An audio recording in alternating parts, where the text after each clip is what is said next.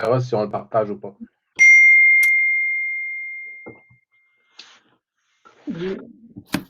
Attends 2 secondes.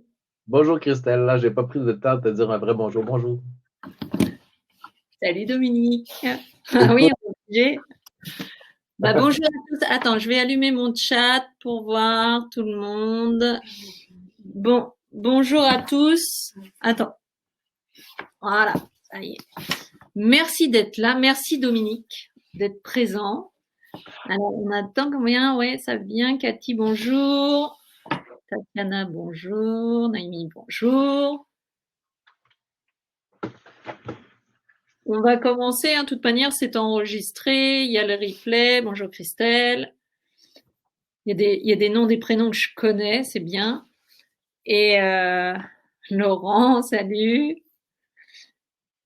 Moi, je les vois pas, hein, Christelle. Hein? Si tu appuies sur ton chat à droite. Ok, cool. Ouais. Ouais, Claire, Éléonore, Olivier, oui, bonjour. Ah, Monsieur Courant, Olivier, cool. Bon, Bonjour. on va commencer pour pas faire perdre de temps à tout le monde. Et moi, je vais vous présenter Dominique. Enfin, il va se présenter. Moi déjà, Dominique, je voulais te remercier d'être présent avec nous, d'être présent avec moi, avec Objectif Québec, mais d'être présent avec nous, en tout cas sur le mois du Québec. Je suis vraiment ravie.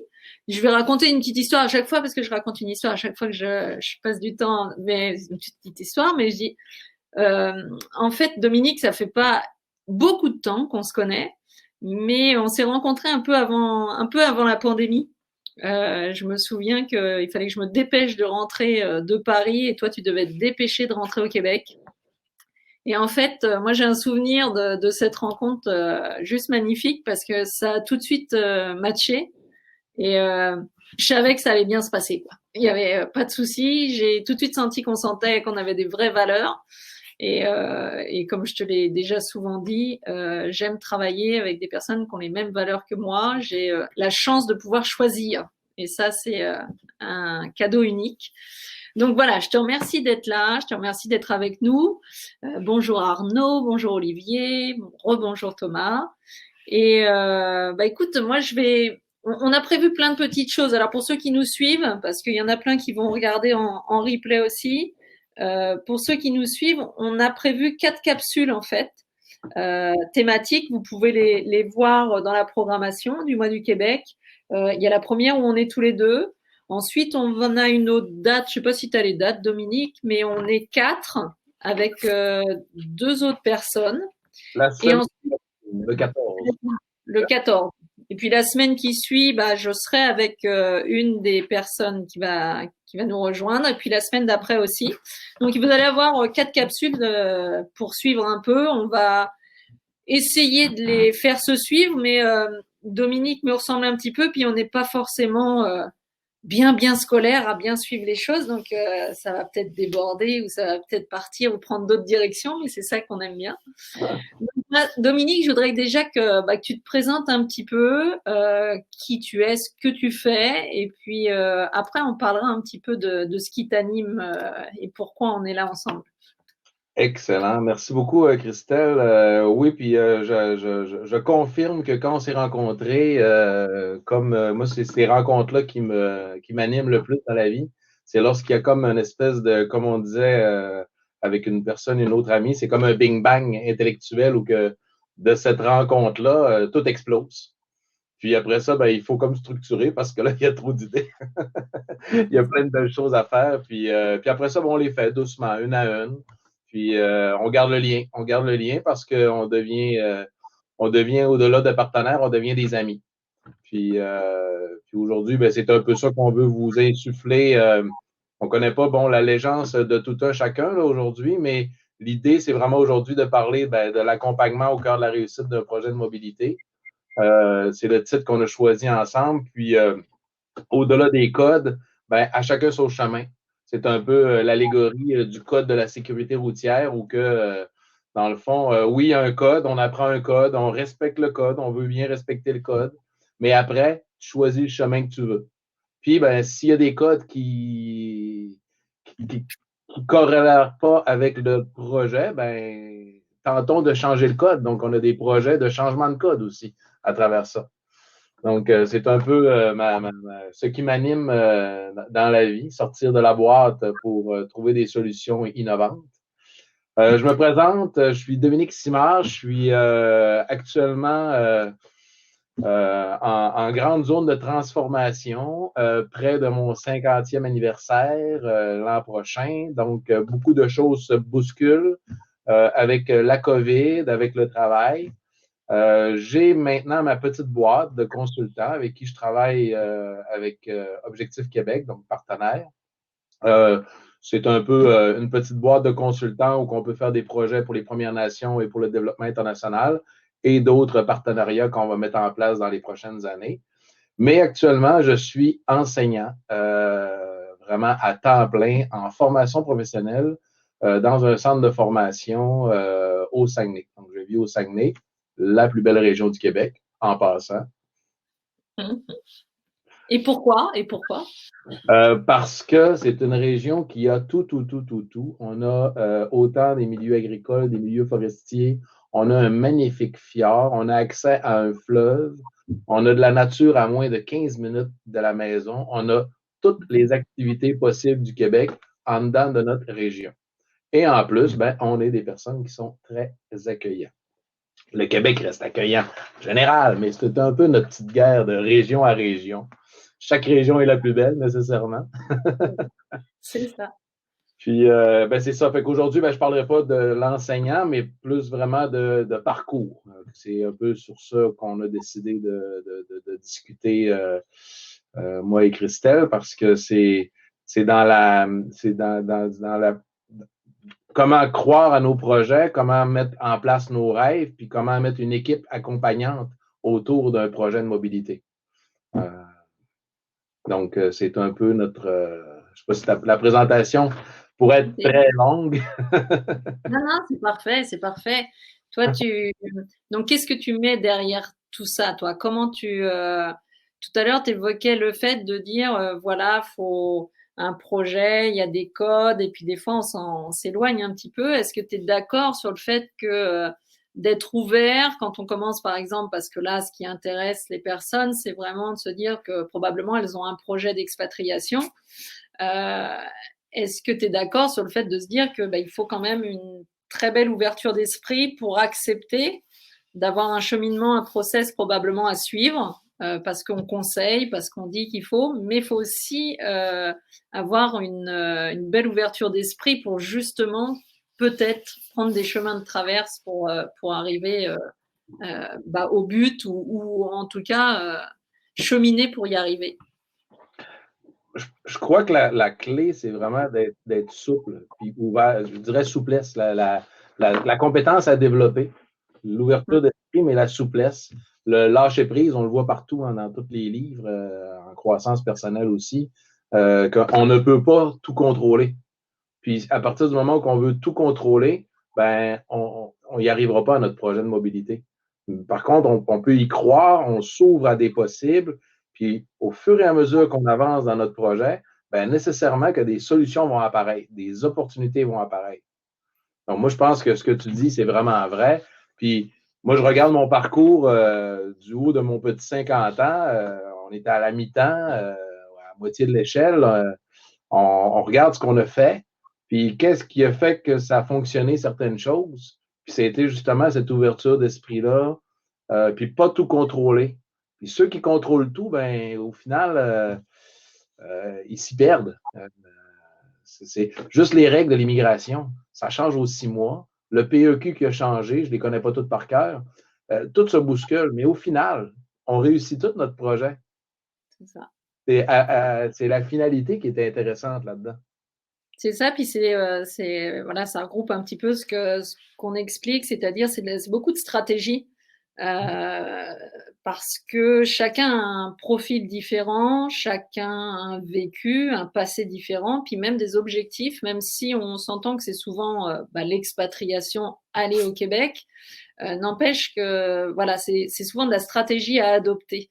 Et parfois c'est nouveau, Pourquoi? Parce que ça demande justement une ouverture d'esprit, une réflexion, un repositionnement pour pouvoir accepter que ça soit pas forcément linéaire et puis que des fois on va passer par ce qu'on évoquait déjà, hein, une reconversion en formation professionnelle, enfin des chemins qu'on n'a peut-être pas imaginés, mais qui vont faire que le projet va aboutir, quoi. Ça c'est hyper important, quoi, d'avoir conscience de ça et de pas avoir peur de qui on est, de ce qu'on a en soi pour y arriver.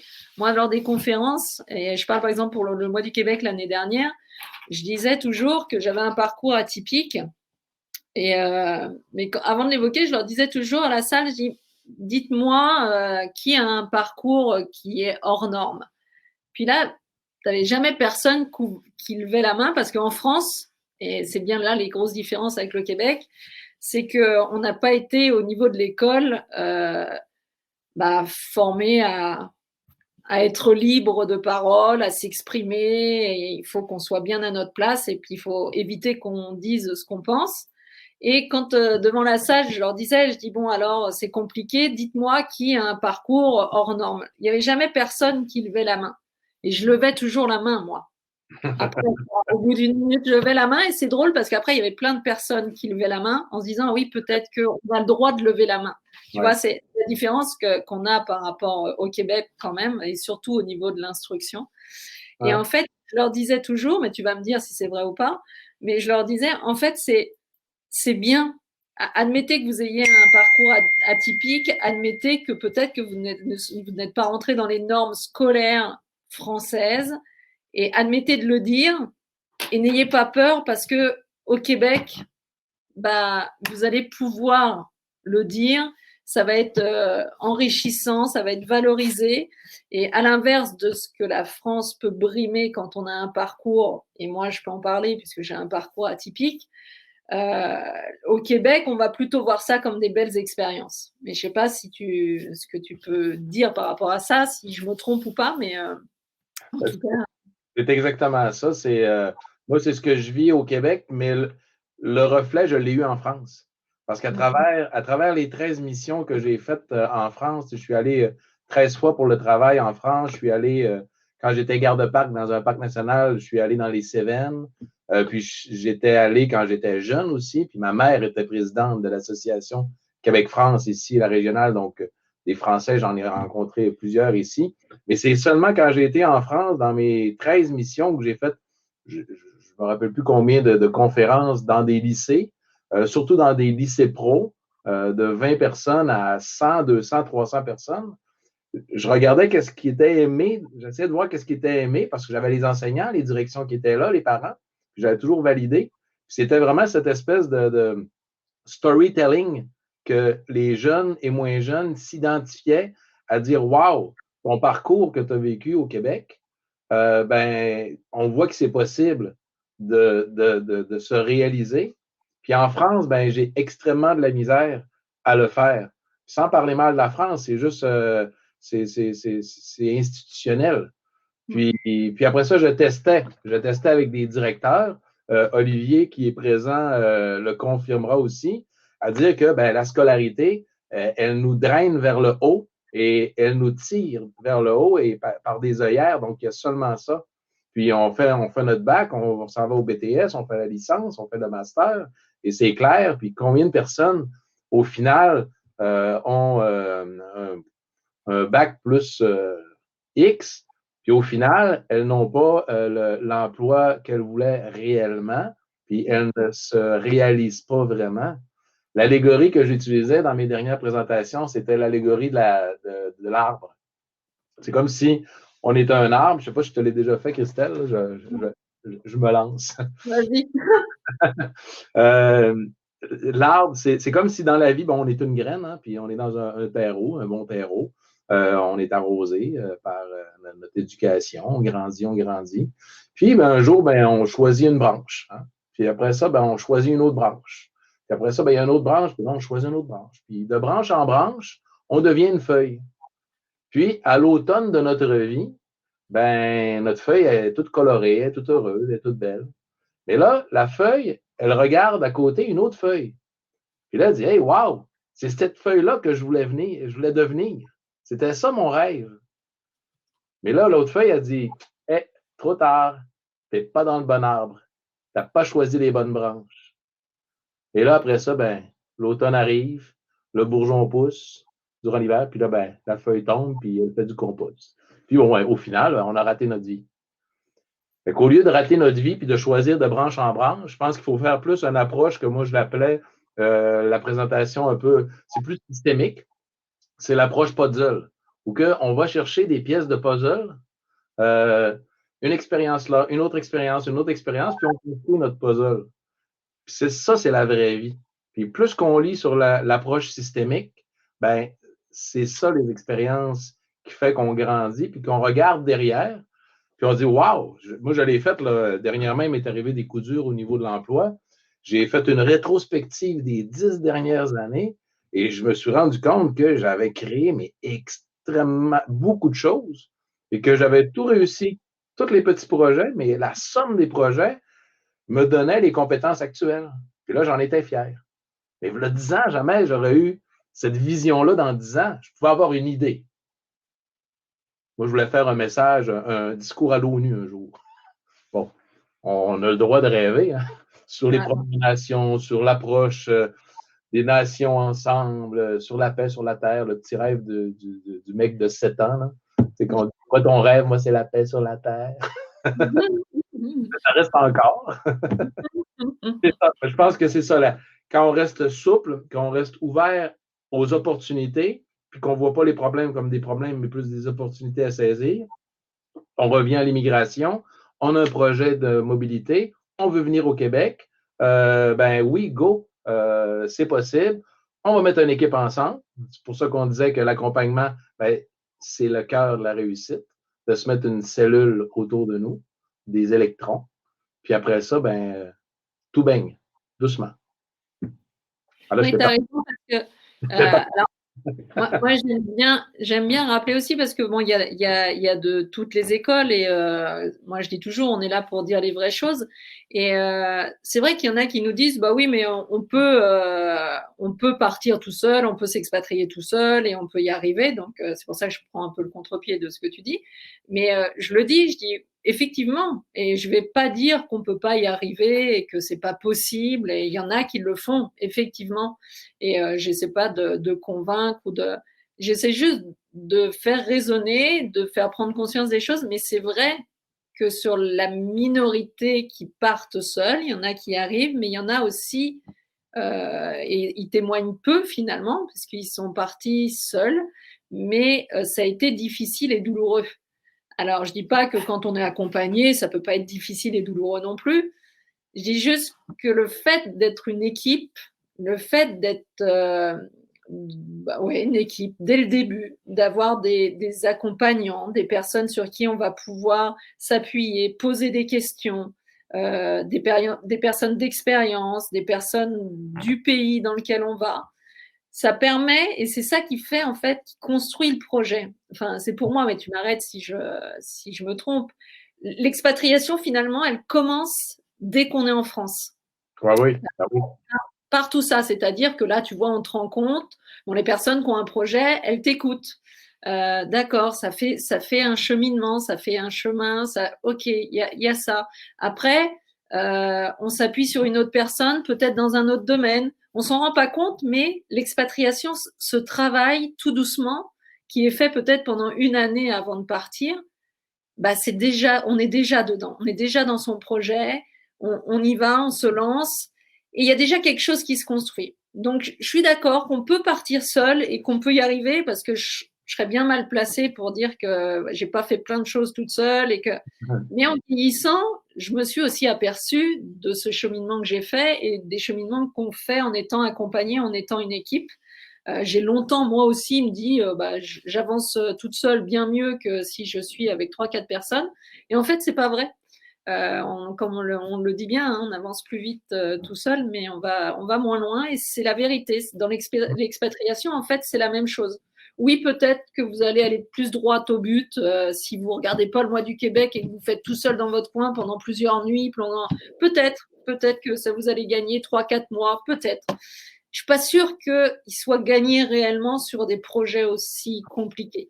Moi, j'ai vu des personnes ou j'ai lu des choses où on a des personnes qui, parce qu'elles n'ont pas voulu être accompagnées sur la partie immigration, par exemple, donc c'est faisable, hein, le gouvernement canadien et québécois fait tout ce qu'il faut pour que ça soit faisable. Ils le font. Puis un jour, ils sont baignés dans leur nouvelle vie, on va dire. Ils sont heureux, ils sont euphoriques. Puis ils en oublient qu'il y avait une date à un moment donné pour faire des démarches liées à l'immigration pour rester au Québec. Ouais. Ben, hop, d'un seul coup, ça sonne et puis on perd. Puis après, on revient. Puis on dit, ben, je suis revenu en France et ça va pas, j'ai tout perdu. Mais juste parce qu'on n'avait pas une équipe, juste parce qu'on n'avait pas créé son réseau, juste parce qu'on n'a pas eu une petite alerte. Ouais. Donc, voilà, c'est d'où l'accompagnement pour moi qui est essentiel et c'est pour ça que je le fais. C'est vraiment être là comme des soutiens, puis dire bah, on est là, vous pouvez vous appuyer sur nous. Puis si vous êtes vraiment motivé, si vous avez vraiment un projet en tout cas, bah, écoutez les conseils parce que je pense que ça va vraiment faire beaucoup de bien pour ce qui va suivre. Je sais pas si ah oui, je suis totalement d'accord à tout ça. Puis il y a plein d'idées qui apparaissent pendant que tu parles, que je pourrais rebondir, faire du pouce sur plein de choses, dont deux choses que je voyais importantes. Là, ça commence déjà, ça dépend à quel âge que tu as pour ton expatriation ou si c'est un projet de mobilité. Parce que moi, j'ai travaillé beaucoup à travailler des ponts permanents entre institutions scolaires. Bon, c'est beaucoup plus gros et beaucoup de travail. Ça prend beaucoup de, ça prend tout un mapping de réseau et de support organisationnel. Mais au-delà de toute la matrice qu'on mettait en place, je disais aux jeunes ou moins jeunes, ben déjà ce soir, tu n'en parles à ta famille. Déjà, tu dis, hey, wow, j'ai vu une présentation. Là, tu ne gardes pas ça pour toi. Là, tout de suite, il faut que tu en parles puis que tu mettes tes parents tout de suite au courant de ton projet. Dis là, aujourd'hui, là, je viens d'avoir un rêve. Là. Et là, parle-leur, puis après ça, lève les freins. On va les nommer les freins. On va tous les écrire. Et là, c'est là l'équipe d'accompagnement qui va t'aider à travailler tes parents parce qu'on va te donner des arguments, on va te t'outiller. Ce ne sera pas moi qui va parler aux parents. Ben, je le faisais lorsqu'on était dans des portes ouvertes. Puis j'avais un plaisir à parler aux parents. Des fois, c'était une réponse aux parents. Là, je coachais le parent, puis je lui disais, non, votre jeune, là, il faut qu'il quitte le nid. Là. Puis là, je disais aux jeunes, là, il faut que tu laves la vaisselle, puis montre à ton père, à ta mère, que tu as gagné en autonomie. Bien là, après ça, il va pouvoir t'aider. Je créais déjà l'équipe la plus importante au début pour les jeunes. Quand c'était aussi des jeunes qui sont avec un copain, une copine, une blonde, un chum au Québec, qu'on dit. Je ne sais pas si tu as des capsules lexiques, là. C'est ça, je ne m'attendrai pas à la définition, mais en tout cas, s'ils ont un copain, une copine, ben, de déjà ce soir le dire. J'ai un projet de mobilité. Est-ce que tu m'encourages dans mon projet ou pas? Parce que si la personne, moi, le Québec, je veux rien savoir. Là, on a un gros frein, là, parce que je le sais, je le vois rendu au Québec 3 mois plus tard, dans la période où que, bon, la lune de miel est passée, là, on arrive dans le choc. Là, c'est là que les freins vont ramener la personne à revenir en France. Donc, il faut que le projet soit bien mobilisé. Donc, ça, c'est vraiment important. Dès qu'on a le rêve, on se met déjà une petite équipe au-delà d'Objectif Québec, de vraiment se mettre sa petite équipe autour, son petit réseau d'amis. J'ai un projet, puis il n'y a personne qui va m'empêcher de faire mon projet. Là. Puis ceux qui vous empêchent, ben, c'est peut-être pas les bonnes personnes à avoir dans votre entourage. Désolé, mais il y a peut-être des deuils relationnels à faire. Hein. Parce que ces personnes-là, ils vont vous drainer vers le bas, puis ils ne vous permettront pas d'atteindre votre objectif. J'appelle ça un peu les boulets. Là. Il y a des boulets dans la vie. On marche, puis ils nous tirent vers en arrière. Ça ne prend pas ça. Il faut amener une belle équipe. Puis l'autre chose que je voulais rebondir aussi, c'est même face aux difficultés dans la vie, tu sais, il arrive quelque chose. Construis-toi une équipe autour de toi pour passer à travers l'épreuve. C'est l'accompagnement, c'est ça, là. Des coachs qui vont t'aider plus à faire des choses dans le quotidien, des mentors qui vont te faire réfléchir un peu plus vers où tu vas. Moi, je l'ai vécu dans les 6 derniers mois. Tu ne veux pas voir mon mapping. Mon mapping, je pense qu'il n'y a personne qui le comprendrait. Moi, je le sais qu'il est là, il est présent, puis il m'a permis de passer à travers. Puis présentement, ben, je marche droit, fort, puis encore plus solide. Donc, c'est ça, l'accompagnement. Puis je l'ai vu avec certains partenaires aussi. Je vois Olivier qui est là, puis les maisons familiales rurales, ils ont un accompagnement qui est très, très, très riche. Puis je fais juste un petit bond là, sur les capsules qui vont être à venir. On va avoir une monitrice de MFR qui va faire partie des lives avec des élèves qui est là en France et au Québec. Puis eux, l'accompagnement est extrêmement riche et bien fait et bien ficelé. Donc, on voit la différence. Donc, bien accompagné. Je comprends. Alors, là, moi, j'imagine qu'on a des personnes, on a peut-être des plus jeunes qui veulent peut-être partir au Québec, mais on a aussi peut-être des plus âgés. Hein, ça ne veut pas dire des vieux, mais ça veut dire des plus âgés. Et comment toi tu vois l'accompagnement, par exemple, pour tout type de personnes et comment ça pourrait se matérialiser? Parce que les personnes qui sont là, moi j'essaie de me positionner des années en arrière et puis de me dire oui, bah d'accord, c'est bien ce que tu nous dis, il faut être accompagné, mais moi là, je suis en train de te regarder, je suis toute seule dans mon salon, hein, j'ai mes enfants ou pas, ou j'ai juste un conjoint. Et comment j'arrive à me faire accompagner si voilà, comment je fais, comment je procède, c'est faire du réseau, c'est faire quoi pour y arriver avec mes petits moyens du début. Je voudrais faire grandir mes moyens pour faire de moi une belle personne pour bien expatrier, mais vers qui je me tourne? Parce que finalement, les personnes qu'on a là autour de nous, bien souvent, ont reçu une tonne d'informations sur Internet, beaucoup, des biens et des moins biens. Et c'est vrai que moi, j'essaie toujours de rétablir ça en leur disant, oui, bon, bah voilà, maintenant, il y a tout ça, qu'est-ce qu'on fait? On se dit les vraies choses. Mais après, alors comment on accompagne? Ouais, il y a une phase de déconstruction à faire. Là. Même quand j'enseigne, des fois, là, je demande aux élèves, bon, mais qu'est-ce que vous avez appris sur tel animal, sur tel environnement, tel écosystème? OK, vous savez ça. OK, là, je vais déconstruire des choses. Puis après ça, on va reconstruire sur les connaissances actuelles. Puis là, on va donner les choses. Écoute, je vois Olivier Courant qui donne un petit peut-être répondre à ça. Puis après ça, on pourrait parler de ton.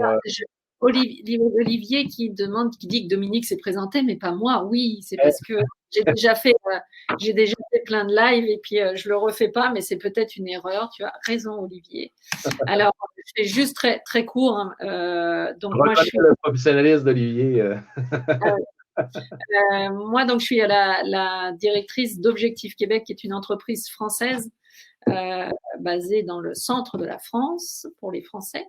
Et en fait, on accompagne les Français à bien partir au Québec et on est des facilitateurs de liens. C'est-à-dire que on est en plein dans ce qu'on est en train de vous dire. On se crée une équipe, on a créé autour de nous. Et c'est pour ça que tout à l'heure, je disais au tout début, j'ai la chance d'avoir compris ça et de choisir avec qui je travaille. Donc, des personnes qui ont les mêmes valeurs, justement, d'humain, d'accompagnement. Et donc, on a choisi nos partenaires pour faire le lien de vous, ici, qui avez un projet d'expatriation, soit parce que vous avez 20 ans et puis que vous voulez avoir peut-être une expérience d'une année dans une école, soit parce que vous êtes peut-être un peu plus vieux puis que vous voulez peut-être vous former réellement dans un centre de formation, soit parce que vous êtes un peu plus, vous êtes dans le cadre d'une reconversion. Et en fait, on essaie de combler tous les besoins dont vous allez avoir besoin, pour le coup, pour partir et pour réussir. C'est-à-dire que, bah oui, nous, on est en France, mais on sait qu'on est capable de, tout seul, de pas y arriver à vous emmener puis à vous tenir la main jusqu'au bout. Donc, on a choisi nos partenaires pour, comme disait Dominique, créer un pont entre là où vous êtes en France, le travail qu'on va faire en amont, et puis le parcours qu'on va faire pour arriver jusqu'au Québec. Et ça, c'est hyper important parce qu'à un moment donné, on va vous lâcher la main, mais on va vous mettre dans les mains d'un autre partenaire et qui va vous reprendre la main et qui va vous emmener sur son expertise et puis qui, lui, va avoir développé aussi un partenariat avec d'autres personnes. Et en fait, c'est ça qui fait que vous partez et vous arrivez au bout, je pense, dans les meilleures conditions possibles par rapport à si vous n'étiez pas accompagné. Donc, nous, notre rôle d'Objectif Québec, c'est vraiment ça, facilitateur de liens. Et puis, à côté de ça, on a créé le Mois du Québec. Alors, pour ceux qui découvrent, là, c'est virtuel, donc c'est pas ce qu'on préfère. C'est pas ce qu'on préfère parce que Dominique va me dire la même chose parce qu'on est vraiment dans l'humain. Donc, moi, je préfère aller vous rencontrer puis aller dans toutes les villes en France et puis venir vous rencontrer. Et puis, on l'a fait l'année dernière. C'était vraiment super. Donc là, la partie virtuelle et la partie technique qui fonctionne ou qui ne fonctionne pas, c'est pas tellement mon truc, mais je suis ravie quand même d'être là. Puis je suis ravie parce que je peux voir Dominique, sinon on n'aurait pas forcément été ensemble. Mais voilà, on a fait ça, on a fait plein d'autres choses aussi. Mais vous pourrez nous suivre sur Objectif Québec, sur tous les réseaux sociaux. Vous allez voir, il y a encore des choses qui vont se passer là dans quelques jours. Et donc voilà, pour faire simple dans ma présentation, et c'est pour ça qu'on est là avec Dominique, parce que Dominique est au Québec et puis il a fait énormément de choses avec la France, avec les écoles notamment, avec pour les jeunes, mais pour les moins jeunes aussi, qui suivent des formations professionnelles dans le cadre de leur reconversion. Et donc c'est peut-être votre cas, vous ne le savez peut-être pas, mais peut-être que c'est une passerelle qui peut être très confortable pour partir au Québec. Là, je fais un petit peu une parenthèse. Mais en tout cas, il y en a qui partent vers un emploi, il y en a qui partent pour une expérience. Mais quand on veut se reconvertir et qu'on veut s'expatrier, moi, à mon avis, la plus belle opportunité, c'est de passer par une formation. Parce que je trouve que c'est la plus belle intégration qu'on puisse faire quand on arrive au Québec. Et c'est le chemin le plus facile au niveau de la ligne d'immigration. Je veux dire, avec ton équipe, tu as des avocats qui sont capables de nous dire vraiment la bonne ligne migratoire facilitée. Stratégiquement, on le sait que les chiffres sont là, c'est-à-dire que on ment pas là-dessus, c'est les faits, c'est-à-dire que ce qui donne le plus de résultats positifs pour obtenir plus tard sa résidence permanente, c'est quand même le fait de passer par une formation professionnelle. Alors ça, c'est bien, on a dit ça auprès de l'immigration, super, c'est déjà un grand pas de choisir ça, mais moi je parle d'un point de vue humain, c'est que je trouve que ce cheminement-là, il est vraiment très propice à une réussite d'expatriation. Alors pourquoi? Parce que ça vous oblige déjà, et là je parle souvent pour les un petit peu plus vieux, ça vous oblige déjà à avoir cette ouverture d'esprit dont on parle et de se dire, bon d'accord, j'accepte que je faisais certaines choses ici, mais j'accepte que pour partir au Québec, il me faut peut-être d'autres compétences, et donc j'accepte le jeu de repartir à zéro et puis peut-être me reformer. Donc déjà, ça, psychologiquement, ceux qui font ce chemin-là, c'est déjà pour moi un cheminement très révélateur de ce qui va se passer derrière. Et ensuite, ils vont se mettre dans cette formation, peu importe laquelle, mais ils sont dans un cheminement de réapprentissage, d'écoute, d'être dans une position basse, de recevoir, de dire d'accord, j'écoute, je me forme. Et donc, je trouve que l'expatriation se fait mieux encore que tout de suite lancer sur un emploi où d'un seul coup, on est vraiment confronté à des codes nouveaux, peut-être un peu bousculés, on n'est pas encore prêt. Que là, la formation, ça se fait, c'est quand même très bienveillant dans les centres de formation, beaucoup plus bienveillant qu'en France. Et ça permet de se préparer. On peut travailler un petit 20 heures par semaine, donc on peut découvrir sans être trop impliqué quand même, mais on peut quand même faire les choses. Et puis après, il y a tout un processus derrière de post-diplôme et de résidence permanente pour être prêt à être un Québécois, en tout cas. Et c'est pour ça que j'ai fait une parenthèse, mais je trouve que ce cheminement-là, il est, c'est celui que j'ai le plus à cœur parce que je trouve qu'on accompagne vraiment des personnes sur un projet de vie et pas juste sur une petite expérience comme on pourrait avoir d'une année. Exactement. Puis, faut faire attention. Par exemple, moi, j'ai toujours été confronté à travailler beaucoup avec les centres de formation, les lycées en France. à toujours être vigilant sur les belles personnes que je rencontrais qui étaient capables de donner un bel accompagnement. Oui, on est bienveillant au Québec, là, mais on n'est pas parfait. Puis en France, oui, le système est lourd, est complexe, est linéaire, mais tu as des moniteurs, des enseignants qui ne calculent pas leurs heures, qui sont tellement accompagnants, là. C'est assez extraordinaire. Mais justement, se rapprochant de ceux-là, il faut être vigilant et trouver des bonnes personnes qui vont justement nous accompagner tôt. Puis je rebondis sur Objectif Québec avec ta présentation. Moi, j'adhère, c'est ce que j'envoie sur tous les réseaux. J'envoie tout à mes anciens collaborateurs, nouveaux collaborateurs.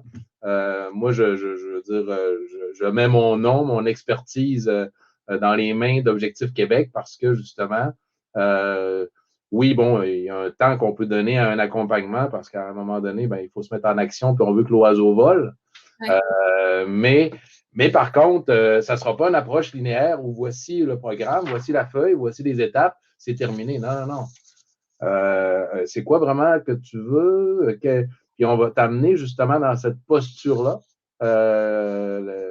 Cette posture-là va te permettre de mieux t'adapter. Et même les Français qui arrivent, moi je les prends dans un coin puis je dis OK, il y a du monde qui vont dire que tu es un maudit Français, c'est pas vrai. Tu as juste comme une manière de t'exprimer qui est excellente. Tu es excellent à l'argumentaire. Cependant, ne va pas confronter un Québécois sur ce terrain-là. Tu es plus fort. Mais si tu as un argumentaire, si tu veux t'amuser à faire de l'argumentaire, viens me voir.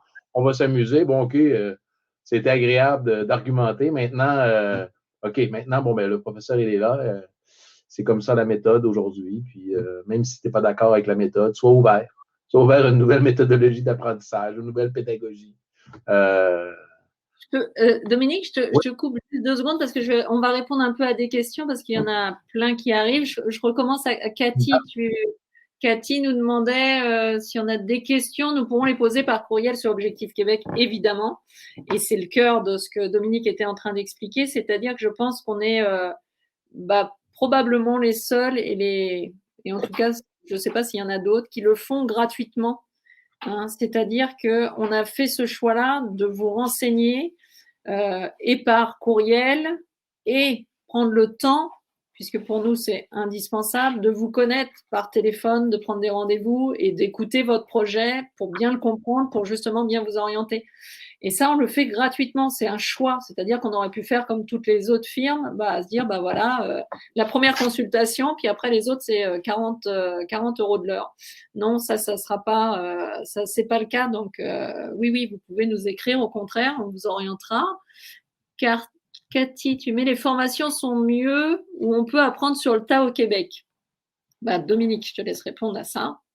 Ben, c'est sûr qu'il y a toujours des formations sur mesure là, ou à la clé qu'on peut aller chercher. Un peu dans mon approche puzzle que je dis, tu peux aller chercher plusieurs petites formations. Une formation, écoute, c'est tellement vaste. Tu prends un cours à l'université, tu prends un cours au collège, tu prends.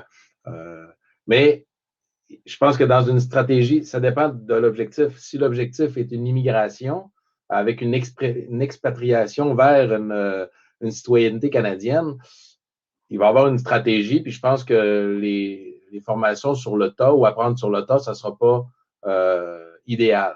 Mais oui, c'est possible d'apprendre plein de choses, d'avoir plein de cours, et après, c'est à toi de valoriser tes formations. J'ai eu telle formation, et qu'est-ce que j'en fais? Qu'est-ce que j'en suis capable? Ici, c'est beaucoup plus facile au Québec de parler de valorisation de nos expériences qu'en France, où ça prend le diplôme. Tant que je n'ai pas le diplôme, tu n'as pas de compétences. Donc, ce serait ma réponse à Cathy. Ouais. Moi, je complète parce que Cathy, j'entends ce que tu dis derrière ça, c'est-à-dire qu'apprendre sur le tas au Québec, oui, d'accord, on peut. Mais pour moi, je vois tout de suite une problématique, c'est comment tu peux apprendre sur le tas au Québec parce qu'il va falloir déjà partir. C'est-à-dire que moi, j'entends ça. J'entends, moi aussi, j'aurais envie d'apprendre plein de choses et je suis capable, et tu es certainement capable d'apprendre plein de choses sur le tas. Mais le problème, c'est que tu ne peux pas partir de la France pour aller au Québec en disant à l'immigration, bah, je vais juste apprendre sur le tas. Ça veut dire qu'il va falloir un permis de travail. Et si tu n'as pas des compétences dont le Québec a besoin, tu ne vas pas pouvoir partir et donc pas apprendre sur le tas. Donc, c'est pour ça que l'agent d'immigration, il peut aussi bien te poser la question, attention, quel tas tu veux, là. Il peut t'envoyer sur, je ne sais pas quel tas, là. Moi, je ferai attention. Mais c'est pour ça que pour partir, il faut un permis de travail, un permis d'études, il faut quelque chose. Donc, la seule envie d'aller au Québec, et je le répète souvent, ne suffit pas pour partir. Moi, je rencontre des gens tous les jours qui sont amoureux du Québec, ou qui pensent l'être parce qu'ils n'ont pas encore découvert, mais ça suffit pas. C'est-à-dire que le Québec fait une immigration choisie. On connaît pas ça forcément en France, donc ça nous étonne, mais c'est réellement ça. C'est-à-dire qu'ils choisissent de faire rentrer les personnes dont ils ont besoin sur le territoire. Donc, Cathy, je peux entendre que tu as envie d'aller au Québec et que tu as envie en toi de dire oui, je vais apprendre, laissez-moi, je vais vous montrer. Super. Mais seulement ça, tu peux pas partir de la France avec ça. Donc, c'est là où tout à l'heure, on parlait de stratégie, c'est que peut-être là, il va falloir choisir une formation dans laquelle tu as des affinités. Et là, à ce moment-là, une fois qu'on a défini ça, tu vas suivre une formation, tu vas apprendre avec tes 20 heures par semaine parce que tu vas pouvoir travailler, tu vas apprendre sur le tas parce que tu vas faire des petits jobs. Et puis après, tu vas t'exercer et puis après, tu pourras faire plein de choses. Mais il y a un début. Et apprendre sur le tas comme ça, je vois pas trop comment, en fait. Voilà. Le tas, il est possible. Si elle veut vraiment apprendre sur le tas, là, il y a toutes sortes de tas parallèles. Donc, la stratégie en place, après des petites formations autour pour donner ta coloration pour le marché de l'emploi. Marie-Claire, est-ce que l'accompagnement que vous proposez peut être individuel ou collectif? Oui. En fait, il est souvent très individuel. Hein, c'est un peu comme une course cycliste. Hein, c'est chacun est sur un vélo, mais on fait équipe avec plusieurs. Hein, donc, c'est toujours individuel parce que chaque personne a un projet différent. Et chaque famille et chaque individu et ce que Dominique expliquait tout à l'heure, il faut que les deux dans un couple soient bien ancrés sur le même projet. Donc vous avez tous des projets différents. Vous avez la même vision de dire on veut partir au Québec, mais après alors comment ça va se monter? Donc ça part toujours individuellement. Après collectivement, oui, ça se peut qu'à un moment donné peut-être qu'on fasse, on vous propose une préparation pour bien partir, ou je sais pas, préparer un CV et tout ça. Et puis à ce moment-là, on vous réunit vers des exercices communs pour travailler, mais c'est souvent très individuel. Très, très individuel. Thomas, peut-on faire des formations pro à temps partiel et est-ce que c'est dispendieux pour un Français? Professionnel, donc c'est sûr qu'il faut parler le pro. Le pro, c'est le pro du bac. Hein?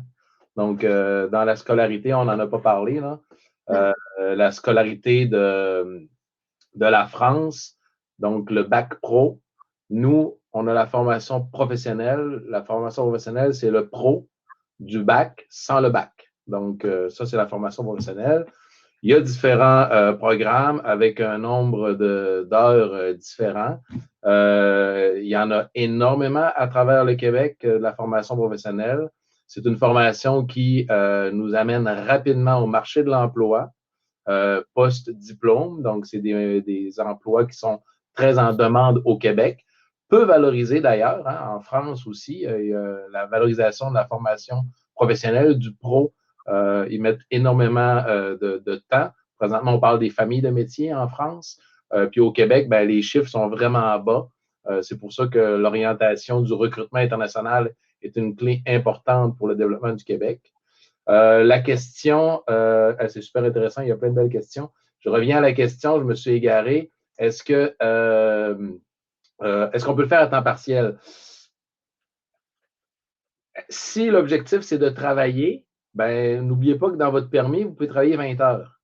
Puis si vous avez une saison vide, comme moi dans un de mes programmes où j'enseigne, ou qu'un élève commence en janvier, va finir en décembre, il va avoir une période estivale, il va pouvoir travailler 40 heures semaine durant cette période-là. Donc, si l'objectif, c'est de gagner de l'argent pour payer son projet, oui, c'est possible à 20 heures semaine. S'il y a des DEP, des diplômes d'études professionnelles, qui se font avec un arrêt, c'est possible aussi. Vous pouvez regarder aussi des diplômes qui sont en alternance. Donc, l'alternance au Québec là, commence à prendre un peu plus un essor là, qui provient de l'Allemagne, de la Suisse, puis en France, vous êtes de plus en plus fort au niveau de l'alternance. Ben, c'est possible d'avoir une alternance avec des entreprises qui adhèrent de plus en plus à une alternance pour avoir des travailleurs à la solde du DEP. Je ne sais pas si ça répond à la question de... je ne vois plus. Thomas, puis il demande si c'est dispendieux. Donc, Christelle a répondu un petit peu en dessous, mais tu peux compléter. OK, Christelle a écrit quoi? Je n'ai pas vu. Ça va, Ouais, ça va. des ententes France-Québec pour les frais de scolarité, souvent Ouais, gratuits. exactement. Ben, ça, c'est gratuit pour la formation. Ils vont juste avoir à payer là, les photocopies, le SARO, admettons, pour quelqu'un qui devient aide-soignante, toutes sortes de petites choses. Là. Sinon, il faut payer, faut payer sa vie. Il faut passer la CAC, la capacité financière. Puis ça, elle est de 7 000 euros, c'est ça? Je ne me rappelle plus là, exactement. Je n'ai pas eu les chiffres en tête. Mais il faut mettre un peu d'argent de côté. Ouais. Donc, je reviens parce que Thomas, j'ai vu que tu disais plus bas, formation pour adultes, je voulais dire. Mais c'est ça dont on parle en fait. Les formations professionnelles ou techniques dont on parle, c'est vraiment des formations qui sont ouvertes aux adultes. C'est pas comme en France où on s'entend qu'en France, quand tu es sorti de l'école, tu peux refaire des formations. C'est pas toujours facile et puis plus tu vieillis, moins c'est facile et puis c'est pas forcément toujours valorisé. Que là, c'est des formations, mais Dominique va me dire, moi je suis en train d'accompagner une personne qui a 62 ans sur une formation.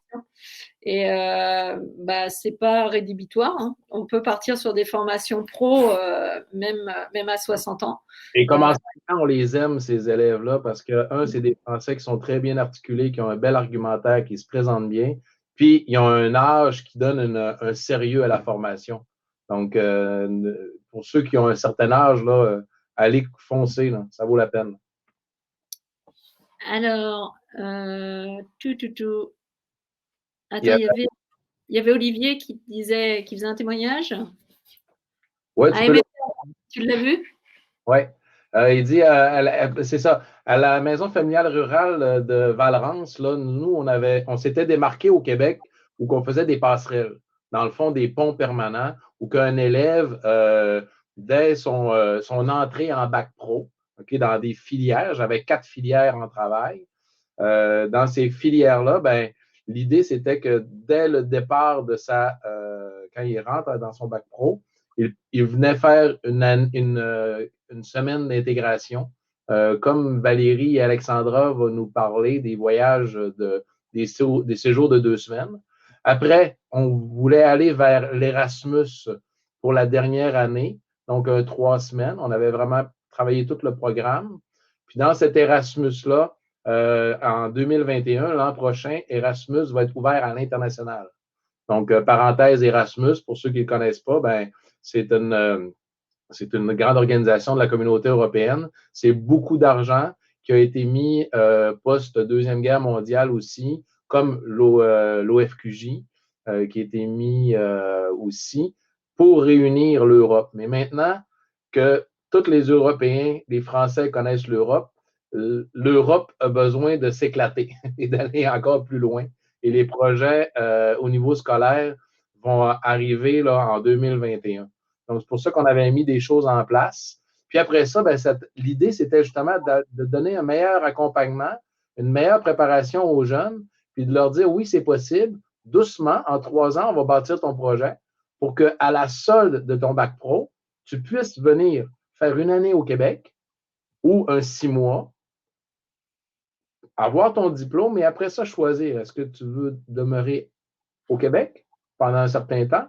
Mais si tu reviens en France, on va valoriser ton expérience au Québec et on va tenter d'amener vers des équivalences. Donc, la question c'était un travail, on était très bien avancé. Bon, la COVID a frappé, plusieurs raisons administratives ont fait que l'organisation dans laquelle j'étais ne peut plus avancer ce projet-là, malheureusement. Peut-on envisager cela avec Objectif Québec en partenariat avec Dominique? C'est une très belle question, Olivier. J'y réfléchis énormément parce que je vous ai dit, mes chers partenaires, qu'on allait continuer de trouver d'autres modalités pour appliquer nos idéations. Je suis encore en recherche. Il faut que je trouve des institutions scolaires qui ont le goût d'investir comme Valrance a investi. Puis, je suis encore là. On en discutera, Christelle, voir quel possible qu'on pourrait mettre en place, tout en gardant mon emploi comme enseignant, parce que ma priorité, maintenant, c'est les élèves. Et Olivier comprendra sûrement. Donc, on te revient, Olivier. Merci. C'est un beau clin d'œil. C'est ça. Il y a Thomas qui te dit merci Dominique, j'ai en partie ma réponse. Et Thomas, en fait, je t'invite à suivre les capsules qu'il y aura, parce qu'on aura des retours d'expérience. Ça va peut-être t'aider, parce que moi, je trouve que c'est toujours bien de faire parler les gens sur leurs projets, justement, des personnes qui ont été accompagnées sur des formations pro. Et ça, des fois, des personnes qui sont restées au Québec, puis d'autres qui sont rentrées pour diverses raisons, des choix, des envies. Mais peut-être que ça serait intéressant que tu puisses être là, Thomas, pour écouter ces gens-là. Puis on approfondira peut-être toute la partie formation et comment partir sur des formations pro et tout, parce que c'est vrai qu'à la base, un Français, c'est pas du tout ce qui lui vient à l'esprit de se dire, tiens, des études, de la formation. Et pourtant, c'est la clé un petit peu de l'expatriation, si on peut dire quand même. Karine, est-ce que l'accompagnement peut se faire par téléphone ou mail si on ne peut pas se déplacer? Oui, de toute manière, oui. Bien là, même avec la Covid, ça fonctionne comme ça, c'est-à-dire que vous nous écrivez par mail et on prendra un rendez-vous téléphonique. Évidemment que si on n'est pas loin et qu'on peut se rencontrer, vous avez compris que je préfère. Mais sinon, il n'y a aucun souci, on se téléphone et on peut échanger, il n'y a aucun problème. Comment savoir si les diplômes ou les titres pro sont reconnus au Québec? Je te laisse répondre, Dominique. Oui, moi, je ne suis pas expert de la reconnaissance des diplômes. C'est l'annexe 5 du gouvernement du Québec. Au final, c'est dans le fond, j'ai un diplôme français, j'arrive au Québec, va-t-il être reconnu? Pas nécessairement. Est-ce que l'objectif, c'est d'avoir un emploi, premièrement? Puis où l'objectif est d'aller en formation? Si l'objectif est d'aller en formation, il y a des tableaux, on rentre dans la case ou pas. Donc, on regarde le niveau d'études qu'on a en France, on a le corollaire au Québec, et après, pour avoir accès à une formation au Québec, ça prend des préalables spécifiques à la formation. Puis on regarde est-ce qu'on a le bon niveau d'études pour avoir la formation. Donc, ça, c'est la première piste. Mais pour un emploi, c'est tellement diversifié, c'est complexe. Puis là, ça va être plus l'équipe des partenaires d'Objectif Québec qui pourrait répondre là, quand on arrive sur des cas spécifiques. Oui, vous avez des conférences, Karine, tu as des conférences Qualification Québec qui offrent des services gratuits aussi, puis justement qui vous aident à regarder les équivalences par rapport, là, si tu parles d'un titre professionnel, c'est vrai que c'est toujours délicat de savoir si ça va être reconnu, même des diplômes français, des fois, c'est pas forcément le cas. Mais je t'invite à suivre leurs conférences, et puis si des fois, tu n'arrives pas à suivre la conférence, il doit y avoir les replays sans aucun problème, et puis sinon, on t'orientera. C'est vrai que si on part, par exemple, sur un emploi, c'est bien de faire ces équivalences-là et de savoir.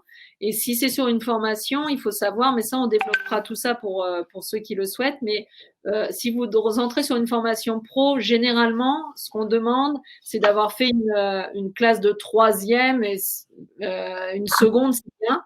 Hein, et après, si vous voulez faire un DEC, là, c'est bien d'avoir fini son lycée, ou en tout cas pas loin, pour commencer un DEC. On vous expliquera ce que c'est un DEP, un DEP.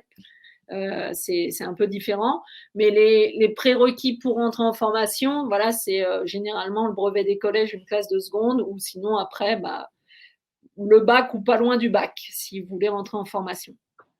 Eric, la Covid ne ferme-t-elle pas des opportunités, notamment de travail, 20 heures hebdo, tout en suivant une formation? Nous ne pouvons plus parler de plein emploi comme avant. Ça, Dominique va pouvoir répondre encore plus s'il le vit. Moi, j'ai pas de stats là, ces temps-ci. J'ai attardé mon attention sur autre chose là, dans les derniers 6 mois. Là. Mais moi, c'est pas ce que j'entends. Là. Écoute, de l'emploi, il y en a plein. Moi, j'ai 2 enfants. Là. Ben, j'ai 3 enfants où que tout le monde, aussitôt qu'on pouvait comme ouvrir les restaurants, ben bang, ils sont partis et sont allés retravailler. Il y a vraiment il va y avoir même une crise de l'emploi prochainement. On va avoir encore besoin de plus. Donc, moi, je dirais que le COVID, c'est une belle pause.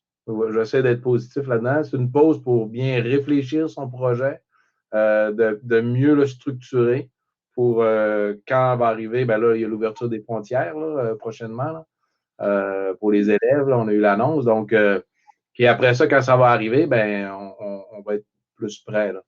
Ok.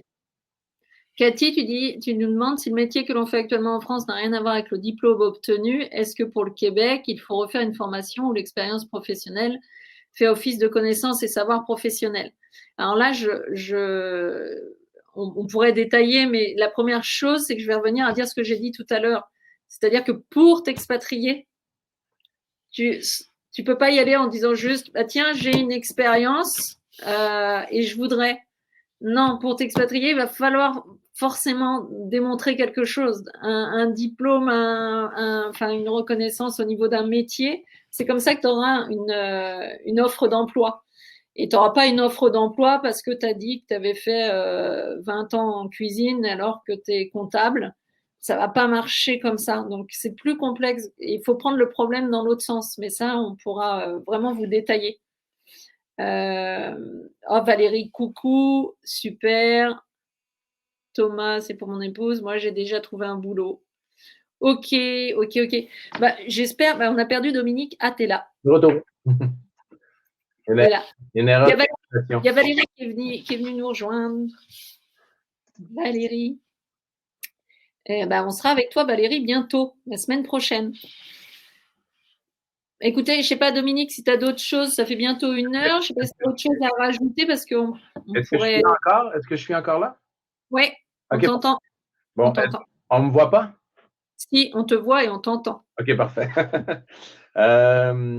Oui, il y avait des petites choses là, que j'ai pris en note. Là, ben là, il y avait quelqu'un qui était avec sa conjointe aussi, qui trouvait un emploi. Qu'est-ce qui est intéressant des fois, c'est de faire un bon québécois, un package deal. Donc, un rentre en formation professionnelle ou l'autre a un emploi. Donc, c'est ça qui est intéressant, c'est de faire vraiment un projet familial de l'expatriation. Donc, ça, c'est toujours possible. Là. Puis, c'est des stratégies différentes, mais marcher pas à pas, ben, on y arrive. Ouais. Moi, je voulais dire bonjour à Valérie Vidal. Bonjour Valérie. Valérie, on va la voir dans le prochain live la semaine prochaine. Puis ça va être vraiment intéressant. Je vais peut-être faire un clin d'œil sur ce live-là. Il reste 2 minutes. On en parlera la semaine prochaine. Ouais. Parce qu'on les introduira. Moi, je dirais une chose à tous, et moi, c'est comme ça que je finissais toutes mes présentations. C'était d'avoir 3 questions. Il y a 3 questions. Je vous passe l'histoire des 3 questions. Ça vient d'un mec au Québec, que le mec a fait le tour du Québec, puis il a rencontré des rêveurs. Puis, il leur a posé 3 questions, puis moi, je finirai avec ces 3 questions-là. La première question, ben, je vous invite à la prendre en note. Ben, quel est votre rêve? Parce que c'est important de le nommer, de l'écrire, de mettre une image, d'avoir un drapeau du Québec. La deuxième question, c'est quand vous désirez-vous réaliser votre rêve? Ça nous prend un objectif, un temps. Donc, ça nous donne une distance à notre rêve. Et après ça, la troisième question serait quoi? Roulement de tambour. Je vais le dire. Je pensais que quelqu'un allait l'écrire. Il y a Valérie Vidal qui pourrait l'écrire. Il reste 1 minute 8. Je lui lance le défi.